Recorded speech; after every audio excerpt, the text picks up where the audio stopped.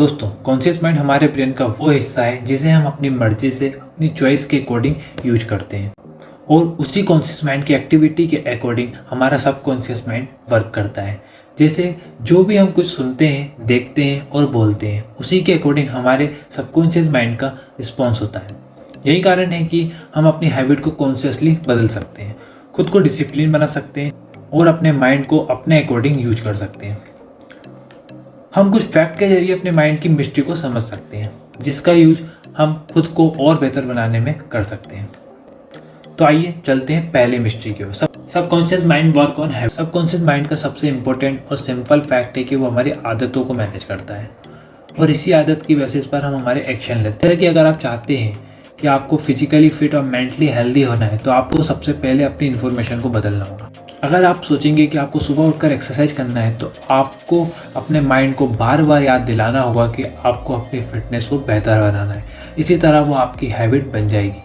अगर आप अपनी इन्फॉर्मेशन हेल्थी डाइट को लेकर बढ़ाते हैं, तो आपका माइंड को धीरे धीरे हेल्थी डाइट की आदत हो जाएगी, क्योंकि जैसा आप कॉन्शियसली सिलेक्ट करेंगे वैसा ही रिस्पॉन्स आपका माइंड सबकॉन्शियसली करेगा। जिसे एक तरह से हम ब्रेन वॉश करना भी कह सकते हैं, जिससे आपका अपना नज़रिया भी बदल जाता है। जैसे अगर आप एक सर्टेन तरह की बुक पढ़ते हैं, तो आपके थॉट भी उसी बुक के कंटेंट जैसे होंगे।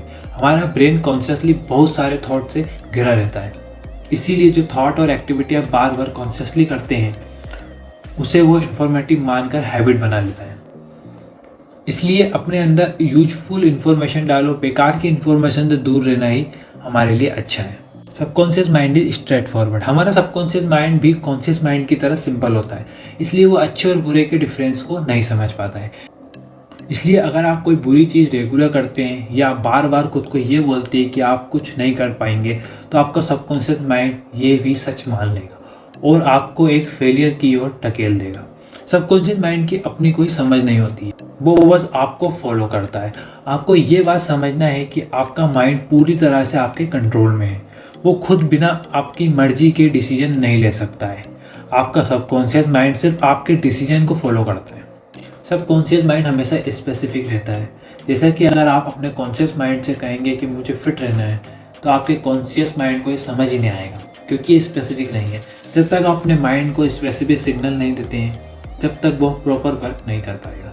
आपको उसे प्रॉपर डायरेक्शन देना है कि उसे कितना फिट रहना है, उसे कब कब एक्सरसाइज करना है, उसे क्या डाइट लेना है। यहाँ बात तो क्लियर है कि आप अपने माइंड को जितनी क्लियर सिग्नल देंगे, वो उतनी जल्दी और तेज़ी से वर्क करेगा। फील हो जाता है। जानते हैं सबकॉन्शियस लाइक्स इमेजेस।